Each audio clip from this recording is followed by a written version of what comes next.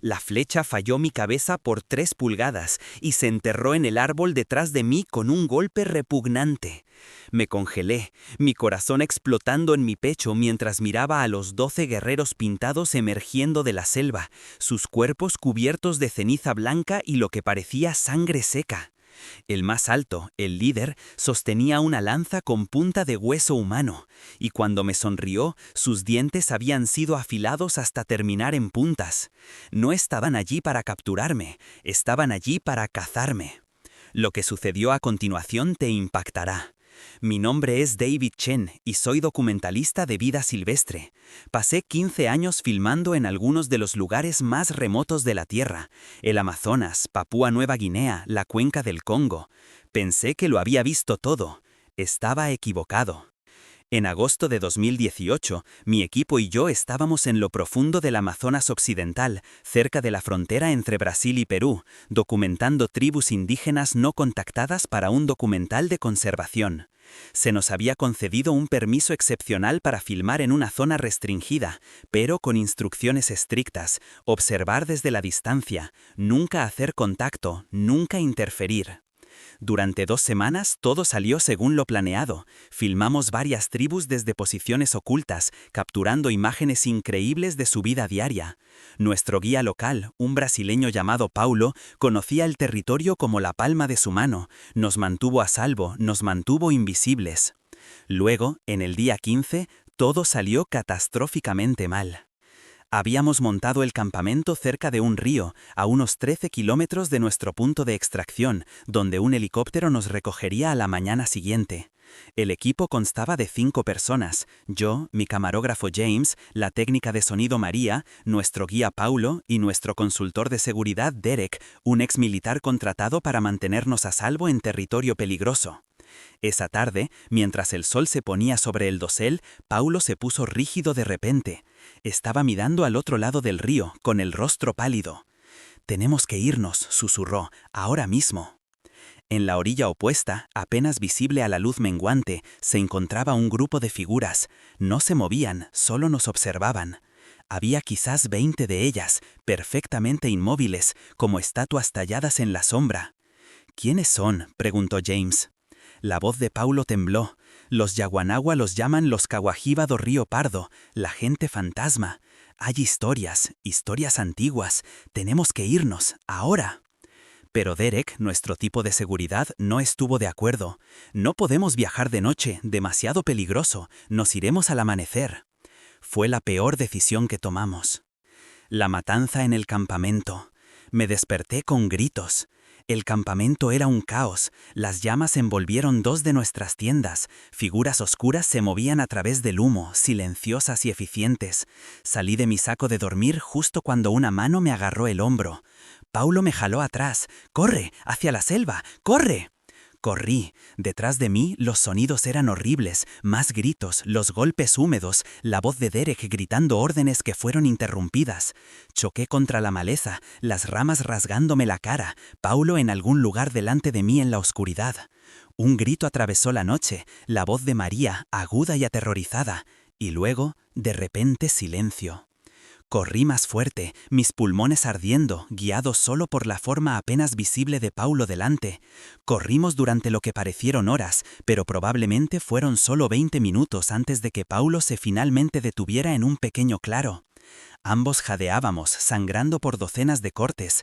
A la luz de la luna que se filtraba a través del dosel, pude ver que el rostro de Paulo estaba surcado de lágrimas. ¿Los demás?, logré preguntar. Él simplemente negó con la cabeza. Esperamos allí en silencio, escuchando. La selva se había quedado en silencio, demasiado silencio. Incluso los insectos habían dejado su coro habitual.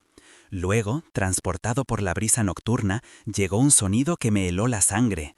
Tambores, lentos, rítmicos, ceremoniales. Y debajo, voces cantando. «¿Qué están haciendo?», susurré. Paulo cerró los ojos, preparando el festín. El significado completo de sus palabras me golpeó como un golpe físico. «No querrás decir...». «Sí, eso es exactamente lo que quiero decir. Son caníbales, David, y están celebrando su caza». «Territorio de caza». Nos movimos a través de la selva durante el resto de la noche, Paulo navegando por las estrellas visibles a través de los huecos en el dosel. Explicó en susurros que los Caguajiba do Río Pardo eran una de las últimas tribus genuinamente aisladas en el Amazonas, aisladas porque todos los que se encontraban con ellos huían o desaparecían. Los Yaguanagua cuentan historias, dijo, mientras nos arrastrábamos por un sendero de animales, historias de personas que entraron en su territorio y nunca regresaron, de cazadores que encontraron restos desmembrados que no eran de animales. El gobierno brasileño sabe que existen, pero han declarado toda la zona inaccesible. No debimos haber estado allí. ¿Por qué no nos dijiste esto antes?, exigí. ¿Me habrías creído? Ustedes, los científicos, siempre piensan que las historias son exageradas, que los indígenas son todos pacíficos y malentendidos. Algunos lo son, pero algunos... Dejó la frase en el aire, escuchando la oscuridad a nuestro alrededor. Algunos todavía siguen los viejos caminos, los caminos violentos. Al amanecer, llegamos a un pequeño arroyo. Paulo insistió en que camináramos en el agua para ocultar nuestro olor y rastros perseguidos. Nos movimos río abajo durante más de una hora, el agua a veces hasta la cintura, siempre moviéndonos, siempre atentos a la persecución. Fue entonces cuando encontramos la primera marca. Era un cráneo humano, blanqueado por el sol, montado en una estaca clavada en el lecho del arroyo. Paulo se detuvo en seco. Marcador de límites, jadeó. Ahora estamos en el corazón de su territorio. ¿Cómo es posible? Hemos estado alejándonos del campamento toda la noche. Su territorio es más grande de lo que pensábamos, mucho más grande. Miró a su alrededor calculando. El punto de extracción está al sureste, pero para llegar allí tenemos que cruzar por el centro de sus cotos de caza. No tuvimos elección. Avanzamos. Acortando distancias. A media mañana el calor era sofocante. El dosel atrapaba la humedad como un invernadero, y tanto Paulo como yo estábamos empapados en sudor. No habíamos comido nada desde la cena de la noche anterior, y solo el agua del arroyo para beber, arriesgado, pero la deshidratación nos mataría más rápido que cualquier parásito. Fue entonces cuando los oímos. Voces, hablando en un idioma que Paulo no reconoció. Estaban cerca, tal vez a solo 100 metros detrás de nosotros, y nos estaban rastreando. Se están llamando entre sí, susurró Paulo, coordinando. No solo están siguiendo nuestro rastro, nos están arreando. ¿Arreándonos a dónde? Señaló hacia adelante a través de los árboles.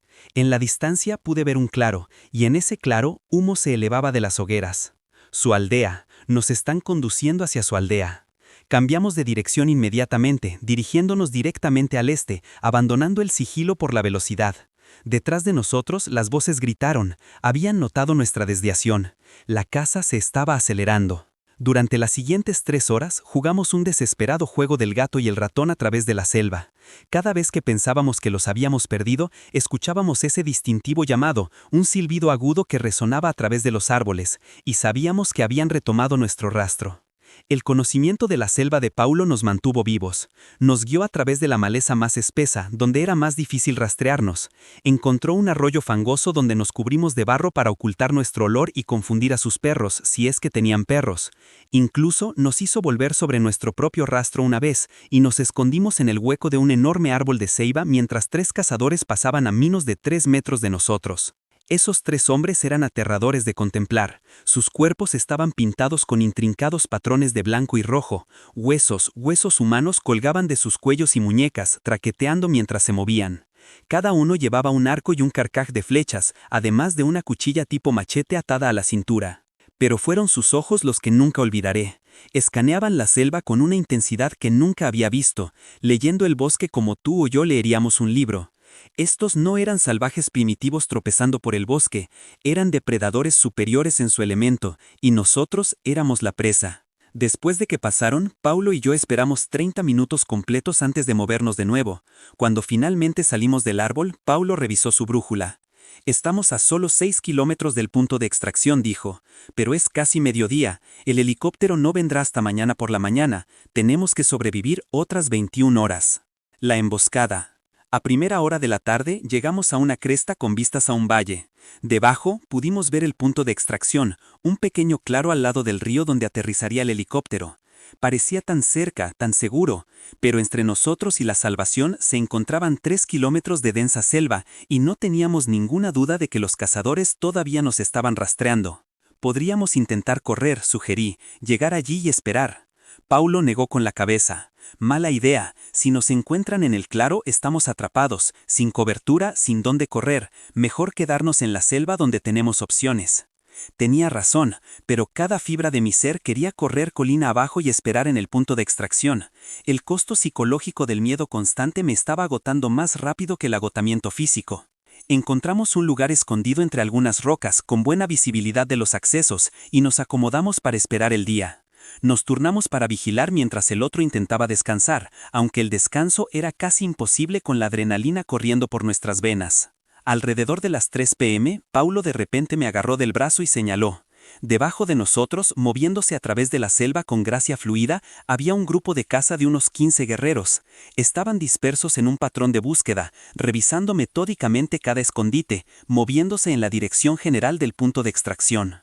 «Saben a dónde vamos», susurró Paulo. «Lo han descubierto». «¿Cómo es posible?» «Nos han estado observando durante semanas, ¿recuerdas? Probablemente vieron al helicóptero dejarnos. Saben que vinimos de ese claro, así que saben que intentaremos volver allí». Observamos con horror cómo el grupo de caza tomaba posiciones alrededor del punto de extracción, desapareciendo en la selva. Estaban tendiendo una emboscada. «¿Qué hacemos?», pregunté. Paulo pensó durante un largo momento. «Esperamos hasta que oscurezca. Luego los rodeamos, llegamos al punto de extracción desde la dirección opuesta a la que esperan. Cuando el helicóptero llegue por la mañana, tendremos que correr y esperar ser más rápido que sus flechas». Era un plan terrible, pero era el único plan que teníamos. La última noche y el sacrificio. A medida que el sol se ponía, nos preparamos para la que podría ser nuestra última noche con vida. No teníamos armas excepto un pequeño cuchillo que llevaba Paulo. Sin comida, sin agua desde que dejamos el arroyo. Estábamos agotados, aterrorizados y funcionando por puro instinto de supervivencia. Esperamos hasta oscuridad total antes de movernos, navegando por la luz de las estrellas y el increíble sentido de orientación de Paulo. La selva de noche es un mundo diferente, cada sonido amplificado, cada sombra una potencial amenaza. Varias veces nos congelamos al escuchar movimiento cerca, nuestros corazones latiendo con fuerza mientras esperábamos ver si nos habían descubierto. Alrededor de las 10 p.m., mientras nos arrastrábamos por una sección de maleza particularmente densa, la mano de Paulo se levantó en señal de para. Señaló hacia adelante y lo vi, luz de fuego parpadeando a través de los árboles. Nos acercamos sigilosamente, cuidando de no hacer ningún sonido. Lo que vimos me heló la sangre. Un campamento, 20 o 30 guerreros reunidos alrededor de múltiples hogueras, y atados a postes en el centro del campamento había 3 cuerpos. Incluso en la luz del fuego, incluso desde la distancia, los reconocí. James, María, Derek. Estaban todavía vivos. Comencé a avanzar, algún instinto insano de intentar salvarlos, pero Paulo me agarró con una fuerza sorprendente y me jaló atrás. Me tapó la boca y sacudió la cabeza violentamente. Tuvimos que observar, escondidos en la oscuridad mientras comenzaba el ritual. Los tambores comenzaron su ritmo lento y ceremonial. Los guerreros comenzaron a cantar. El jefe, el mismo hombre alto con la lanza de hueso, había liderado el ataque a nuestro campamento. Se acercó a James. Lo que sucedió después no puedo describirlo en detalle, no lo haré. Algunas imágenes, una vez vistas, nunca se pueden borrar. Algunos sonidos, una vez escuchados, resuenan para siempre. Puedo decirles que James fue el primero, que sus gritos me perseguirán hasta el día que muera, que el ritual fue metódico, ceremonial y absolutamente horrible. Puedo decirles que Paulo tuvo que contenerme físicamente para que no gritara, para que no corriera, para que hiciera algo, cualquier cosa que nos hubiera matado a nosotros también. Y puedo decirles que cuando terminó, cuando los guerreros comenzaron su festín, Paulo y yo nos arrastramos atrás en la selva y corrimos hasta que colapsamos, vamos sollozando, vamos destrozados por lo que habíamos presenciado. Pasamos el resto de la noche moviéndonos en un amplio círculo alrededor del punto de extracción, poniendo distancia entre nosotros y ese campamento de pesadilla. Ninguno de los dos habló, no había palabras para lo que habíamos visto. El escape. A las 5 a.m. habíamos llegado a una posición a un cuarto de milla del punto de extracción, cuesta arriba y al oeste, en la dirección opuesta a donde estaba tendida la emboscada. Paulo exploró por delante y confirmó que todavía estaban allí, todavía esperando. El helicóptero está programado para las 8 a.m., susurró.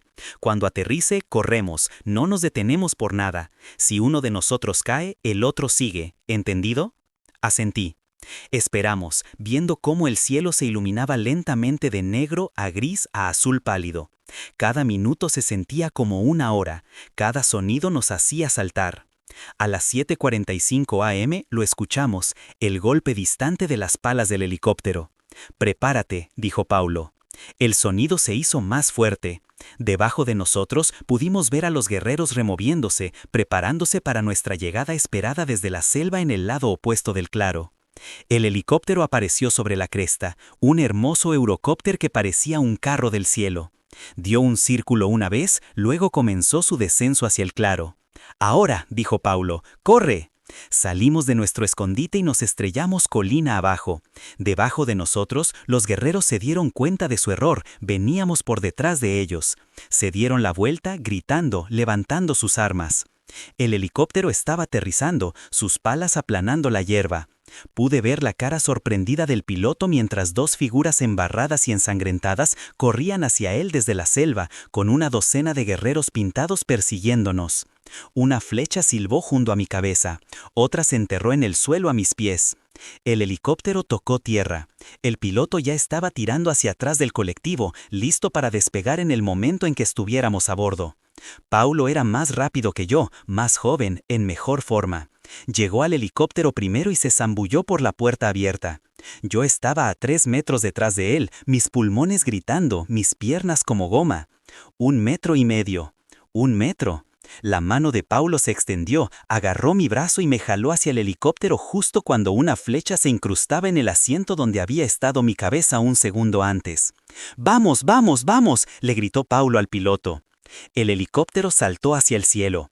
Debajo de nosotros, los guerreros se reunieron al borde del claro, observando cómo escapábamos. El jefe alto levantó su lanza de hueso en lo que podría haber sido un saludo. Habíamos sobrevivido. El silencio. Las consecuencias fueron complicadas. Aterrizamos en una estación de la Policía Federal brasileña en Tabatinga, donde pasamos 3 días siendo interrogados. Se enviaron equipos de búsqueda para encontrar los cuerpos de nuestros colegas, pero no encontraron nada.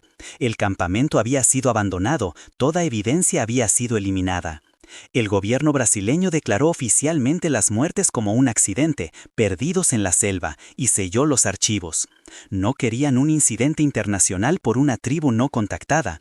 No querían que la gente supiera que en 2018, en el siglo XXI, todavía había personas en el Amazonas practicando el canibalismo ritual. Paulo y yo fuimos obligados por acuerdos de confidencialidad, amenazados con ser procesados y hablábamos públicamente sobre lo que habíamos visto.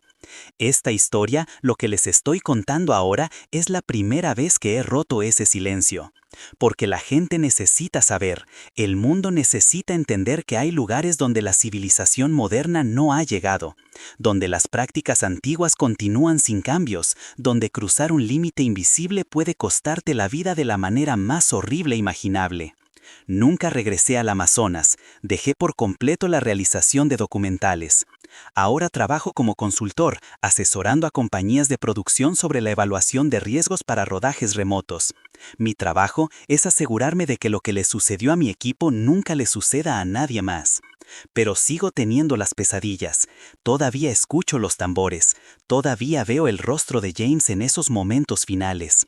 La selva guarda sus secretos, pero algunos secretos están escritos con sangre. Lecciones de supervivencia. Las lecciones de supervivencia de esas 24 horas son duras pero vitales.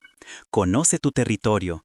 Violamos áreas restringidas sin comprender completamente por qué estaban restringidas. Las reglas existen por razones, a veces razones mortales. Confía en el conocimiento local. La experiencia de Paulo nos mantuvo vivas. Cuando los guías locales expresan una preocupación seria, escucha. Saben cosas que los mapas y el GPS no pueden decirte. Ten múltiples planes de extracción. Teníamos un plan, el helicóptero en una ubicación. Debíamos haber tenido opciones de respaldo, protocolos de emergencia, múltiples puntos de extracción. Conciencia situacional. Los guerreros nos observaron durante semanas antes de atacar, nunca nos dimos cuenta. En territorio peligroso, siempre asume que te están observando. Disciplina grupal. La decisión de Derek de quedarse a pasar la noche en lugar de retirarse inmediatamente costó 3 vidas. En situaciones de supervivencia, el ego y el orgullo son lujos que no puedes permitirte. Preparación física. La única razón por la que Paulo y yo escapamos fue porque estábamos lo suficientemente en forma para correr durante horas. En una persecución a vida o muerte, tu estado físico es tu póliza de seguro. Fortaleza mental. Tuvimos que presenciar un horror indescriptible y aún así funcionar, seguir pensando con claridad, seguir ejecutando nuestro escape. La supervivencia no es solo física, es psicológica.